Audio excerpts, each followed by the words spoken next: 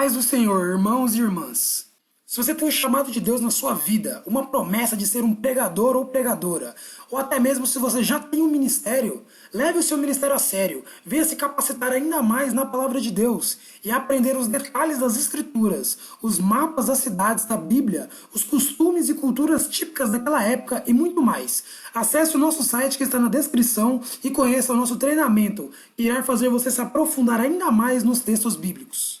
Convido você para abrir sua Bíblia comigo na carta de Paulo aos Filipenses. Carta de Paulo aos Filipenses, no capítulo 4, e eu quero ler com vocês dos versos 6 ao verso 9.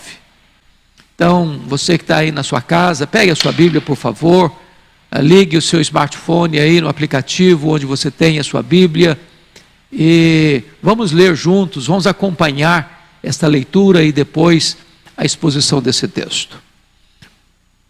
Paulo estava preso na cidade de Roma, na sua primeira prisão, isso por volta dos anos 61, 62, quando ele escreveu esta carta aos Filipenses.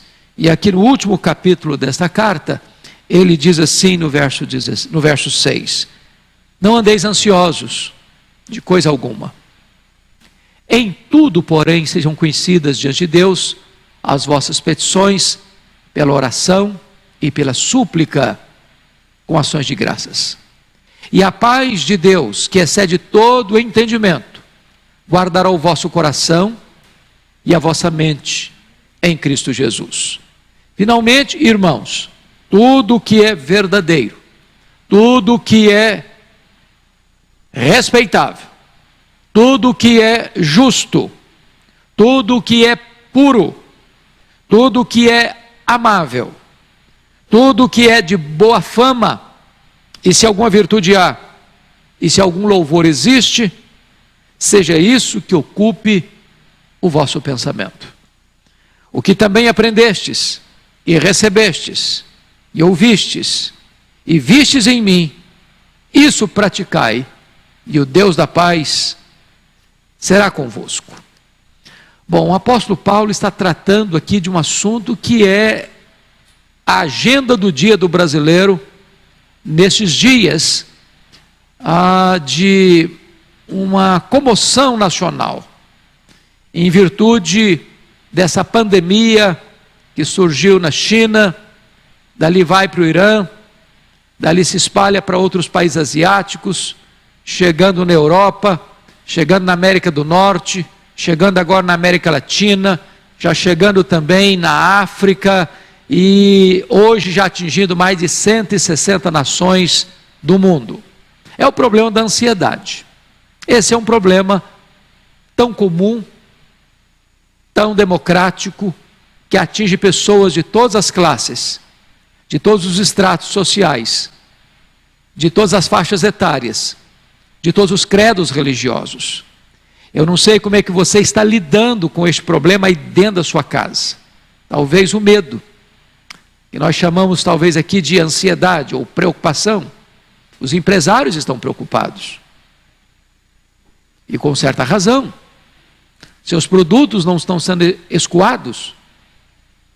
Os compromissos com os seus empregados, como é que salda, como é que cumpre, como é que atende essa agenda? Os trabalhadores estão preocupados. Se os seus patrões não conseguem escoar os seus produtos, será que o seu emprego vai ser mantido? Talvez você que trabalha aí na informalidade está preocupado, porque você não pode sair para vender os seus produtos e também não encontra ninguém na rua para comprá-los. Talvez você que está aí em casa preocupado, porque você tem pessoas idosas que são mais vulneráveis a um contágio de uma epidemia e pandemia como esta. Talvez você está aí ansioso e preocupado com os desdobramentos dessa crise, até onde ela vai, até quando ela vai, o que vai ser depois. É natural que nós fiquemos às vezes aflitos e angustiados, ansiosos e até preocupados com aquilo que nós não conseguimos administrar. E eu queria então olhar esta passagem com você e ver, à luz do que está escrito, como vencer esta ansiedade. Primeiramente, vamos entender o que é ansiedade. Não andeis ansiosos, diz Paulo. Bom, a palavra ansiedade na língua grega traz a ideia de ser asfixiado, de apertar o pescoço e tirar o oxigênio, de tirar o fôlego e a respiração. É algo que vem de forma tão avassaladora sobre você, que parece que você perde a capacidade de respirar, a capacidade de viver. E essa é a palavra que Paulo está usando aqui: não andeis ansiosos. Quando você vai para esta carta aos Filipenses, Paulo trata em 4 capítulos nesta carta sobre os assuntos que podem nos levar à ansiedade. No capítulo 1, ele mostra, ele evidencia que as circunstâncias que nós não administramos podem nos deixar ansiosos. Esse é o problema hoje do Covid-19. Nós temos o presidente da República, nós temos o seu ministro da Saúde, nós temos os outros ministros que têm uma ação coordenada, nós temos os governadores e todo o aparato político e toda a administração do Estado, da República, debruçado sobre esse assunto. Mas nós não temos uma solução definitiva. É algo que foge ao nosso controle, escapa ao nosso domínio, à nossa administração. Nós lidamos com o inimigo invisível. É uma guerra que você não vê a face do inimigo. E estamos então expostos a circunstâncias difíceis. E Paulo vai tratar no capítulo 1 de Filipenses sobre essas circunstâncias difíceis, adversas. Era plano dele, era sonho dele, era desejo dele ir a Roma. Mas ir como missionário. Ir para pregar, ir para distribuir a mensagem do Evangelho ao povo de Roma, à igreja de Roma. Mas ele chega em Roma preso, ele chega em Roma algemado, ele chega em Roma como ele não planejara chegar. As circunstâncias foram adversas e fugiram e escaparam do controle dele. Porém, ele diz algo maravilhoso no capítulo 1, versículo 12. Ele diz assim: meus irmãos, eu quero que vocês saibam que as coisas que me aconteceram têm antes contribuído para o progresso do Evangelho. O que Paulo está nos mostrando é que quando nós humanos não temos o domínio, não temos o controle, nem temos a solução nas mãos, as coisas não fugiram do controle de Deus. Deus não foi pego de surpresa. Deus não está em apuros.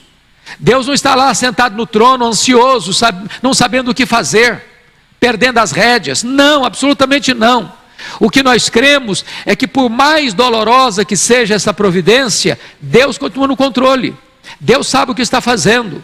E Ele não há de permitir que nada aconteça sem que isso redunde em glória para o seu nome, em progresso para o Evangelho, em bênção para as pessoas. Nós cremos nisso. O apóstolo Paulo enfrentou tantas dificuldades na sua caminhada.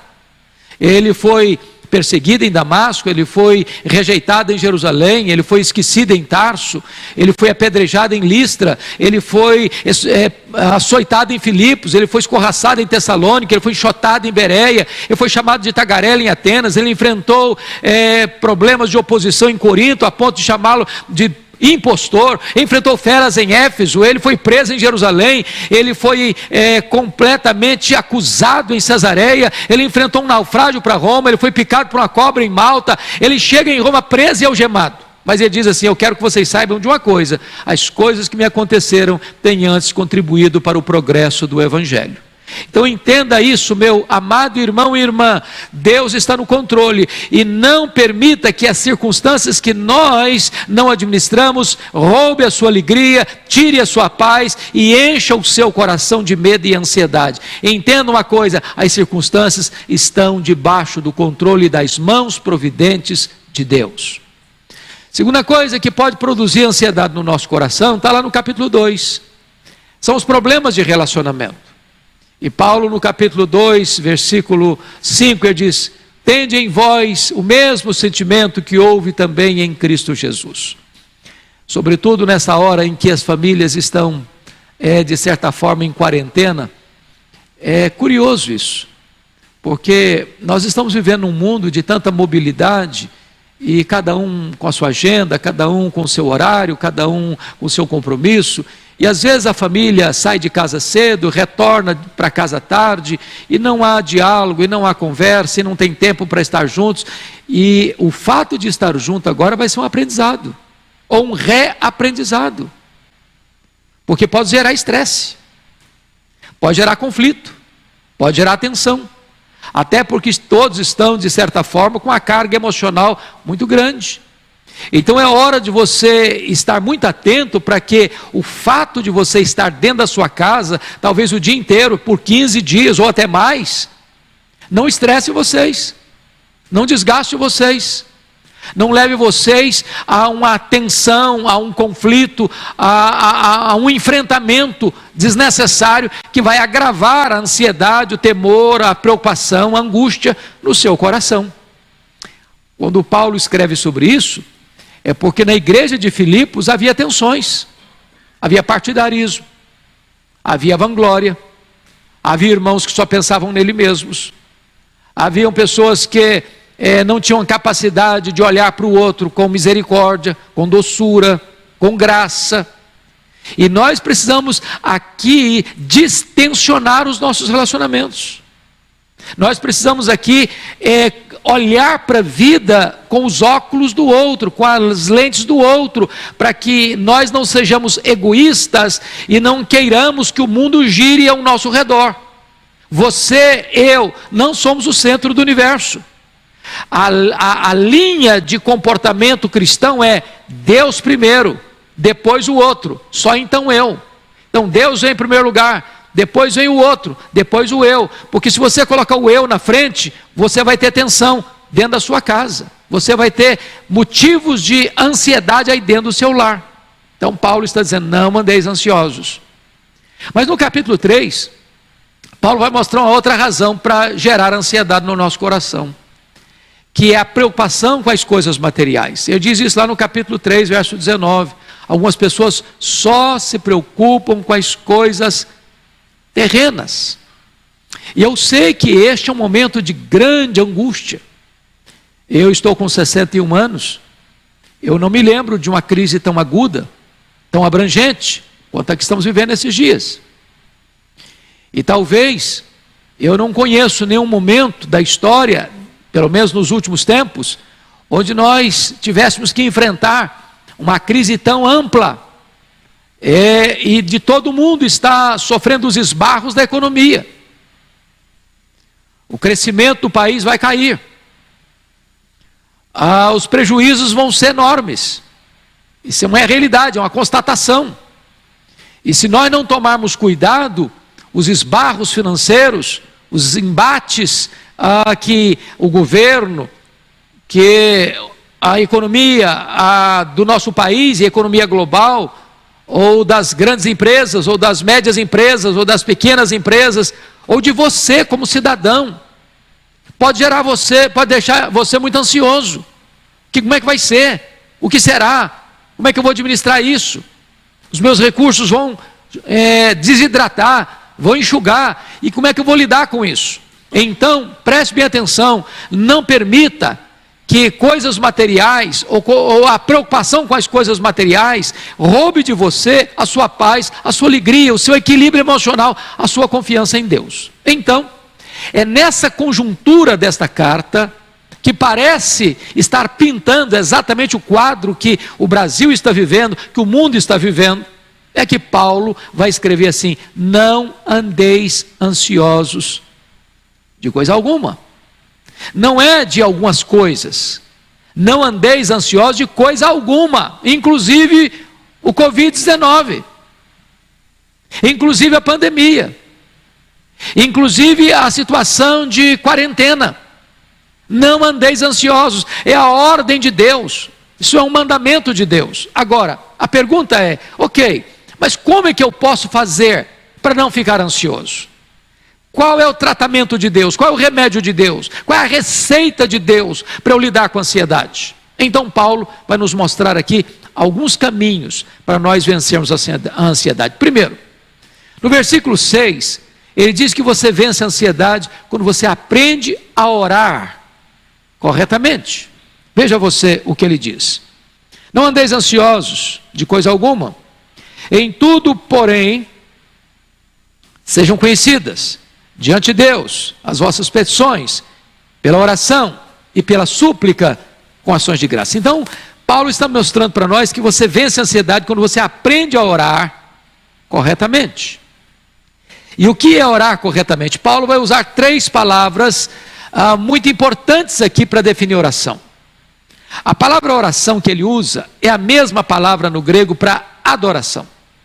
Ele está falando de súplica e petição, e ele está falando também de ações de graças.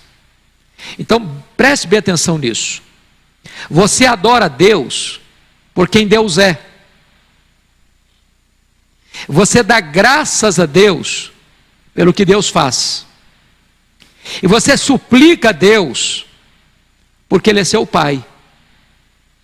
Agora, quando você adora a Deus por quem Deus é muito importante nesse momento de crise mundial compreender quem é o nosso Deus, quão grande Ele é, quão majestoso Ele é, quão poderoso Ele é, quão digno de confiança Ele é.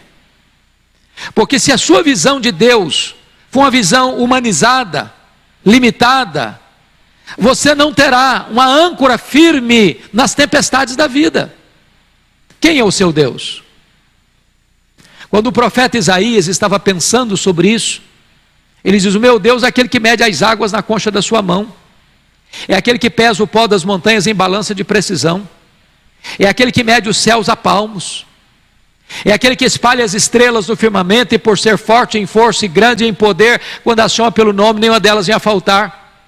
É aquele que olha para as grandes nações da terra, sejam potências econômicas ou militares, e considera todas elas como um pingo que cai num balde, como um pó numa balança de precisão, como um vácuo, como nada, como menos do que nada, pois este é o seu Deus, todo-poderoso, o Criador do universo, aquele que sem matéria pré-existente trouxe à existência este vastíssimo universo que tem mais de 93 bilhões de anos-luz de diâmetro. Este é o seu Deus. Então você pode adorá-lo. Se Ele criou todas as coisas, se Ele sustenta todas as coisas, entenda uma coisa: Ele está no controle do universo e Ele tem cuidado de você. Agora, você pode também suplicar a Ele, pedir a Ele. Ele é seu Pai. Antes que a palavra chegue à sua boca, Ele já a conhece. Ele escuta não só suas palavras, Ele escuta os seus gemidos, seus soluços. Aquelas palavras que não chegam a brotar na sua boca, Ele sabe, Ele conhece, Ele vê, Ele ouve, Ele atende, Ele inclina o seu coração para socorrer você na sua angústia. Já foi dito aqui pelo pastor Ival agora há pouco, no culto que tivemos, lembrando-nos o Salmo 50, versículo 15: invoca-me no dia da angústia, eu te livrarei e tu me glorificarás. Então você pode colocar a sua causa nas mãos do seu Deus, as suas lutas, os seus medos, as suas angústias, as suas preocupações, a sua vida, o seu trabalho, a sua família, a sua parentela, a sua nação, a sua igreja, o mundo, enfim. Ele é poderoso para suprir as nossas necessidades. Mas notem mais que Paulo está dizendo que nós vencemos a ansiedade quando nós também damos graças a Deus. Às vezes, numa hora de crise, a gente se torna pessimista demais, negativo demais. Às vezes a gente reclama demais, murmura demais, lamenta demais. Só olha a vida com óculos escuros, só vê nevoeiro denso, não enxerga mais nada pela frente. E eu quero dizer uma coisa: nesse momento nós precisamos de olhar para essa crise e ver algumas coisas boas acontecendo. Primeiro, mostrando para nós que o braço da carne é insuficiente para socorrer a nossa vida na hora do aperto. O dinheiro não é suficiente, o poder político não é suficiente, as armas nucleares não são suficientes, a ciência em si não é suficiente. Então tudo que o homem tem nas suas mãos é um recurso limitado. Nós precisamos entender isso, para que o homem não queira se elevar, para que o homem não queira se engrandecer, para que nós não nutramos na alma este sentimento de idolatria do humanismo. O homem precisa baixar a guarda e reconhecer que ele é homem e Deus é Deus. Que coisa boa está acontecendo, é você poder parar e entender o valor da sua família, de você se reunir como família, de você estar junto como família, de você botar o assunto em dia, de você conversar um pouco mais, de você chorar um pouco mais junto, se alegrar um pouco mais junto, estar um pouco mais junto, para você buscar Deus, para você orar a Deus, para você reunir sua família e entender o valor que ela tem para você. E nós não temos dúvidas de que esta também é uma hora que nós vamos valorizar tanto a reunião da igreja, do culto público. Quantas vezes a igreja é reunida, portas abertas, e você, por descuido, por preguiça ou por falta de zelo espiritual, fica na sua casa, quando você devia estar frequentando as reuniões públicas da sua igreja. Agora você começa a entender como ela é importante, você gostaria de vir e não pode. Você já imaginou isso? Quantos países no mundo hoje, por outras razões, por ideologias políticas ateístas ou materialistas ou de ditaduras, as pessoas não podem ir abertamente a uma igreja para adorar a Deus, e você tem essa liberdade no Brasil? É hora de nós refletirmos e darmos graças a Deus por esta compreensão que uma crise dessa acende a luz na nossa mente e no nosso coração. Então, o primeiro remédio que Paulo está nos dando para nós vencermos a ansiedade é: aprenda a orar corretamente, adore a Deus, peça a Deus e dê graças a Deus. Segundo remédio que Paulo oferece para nós, está aqui, confira comigo, no versículo 8. Ele diz assim: finalmente, irmãos, tudo que é verdadeiro, tudo que é respeitável, tudo que é justo, tudo que é puro, tudo que é amável, tudo que é de boa fama, se alguma virtude há, se algum louvor existe, seja isso que ocupe o vosso pensamento. Então, primeiro remédio é orar corretamente. Segundo remédio é pensar corretamente. Nessa batalha, o campo da mente é o campo decisivo. Se nós perdermos esse fronte da batalha, do nosso pensamento, nós perderemos a guerra. Muito cuidado com o que você está colocando na sua mente. Muito cuidado com aquilo que você está ouvindo, porque às vezes as pessoas também estão em casa só ouvindo notícias, e ela está empanturrando o seu coração de tanta informação, de tanto medo, de tanta angústia, que ela está em casa, mas muito apavorada. Para um pouquinho. Até porque tem muitas notícias torcidas, tem muito fake news, tem muitas notícias que estão aí apenas para perturbar a sua alma, para afligir o seu coração, para maximizar o problema, para minimizar a esperança e trazer para você mais pânico e desespero. Então, alimente a sua mente com a verdade. Alimente a sua mente com o que é justo. Alimente a sua mente com o que é puro. Alimente a sua mente com aquilo que é louvável. Alimente a sua mente com aquilo que é de boa fama. Se alguma virtude há, se algum louvor existe, seja isso que ocupe o vosso pensamento. Feche as janelas da sua mente para aquilo que é negativo. Abre as janelas da sua mente para a verdade de Deus, para as promessas de Deus. Quem sabe é hora de você resgatar aí o estudo da Bíblia. Leia um pouco mais a sua Bíblia. Medite um pouco mais na palavra de Deus. Alimente mais a sua mente com as promessas de Deus. Nutra a sua mente com a verdade que pode trazer esperança para você. Não se renda ao sensacionalismo que tantas vezes vem para gerar medo e pânico na sua alma. É hora de você agora pôr guarda na sua mente. É hora de você colocar sentinela ao redor do seu coração. É hora de você substituir o medo, a ansiedade, pela paz de Deus que excede todo entendimento, e colocar na sua mente, na sua cabeça, coisas boas. Coisas boas. Eu não estou dizendo para você fazer como avestruz, fazer de conta que não tem problema, que o coronavírus não é ameaça, e que não tem nada a ver, que não tem perigo, que não tem ameaça. Não, nós não estamos aqui minimizando o problema, nós não estamos aqui negando o problema, nós estamos dizendo a você que Deus está no controle, ainda que as autoridades humanas não estejam, Deus está no controle, e é hora de você agora entender o que é viver pela fé. É na crise, é na tempestade que você conhece aqueles que são verdadeiramente cristãos, que põem em Deus a sua confiança, e aqueles que são apenas nominais. Então, alimente a sua mente com a verdade de Deus.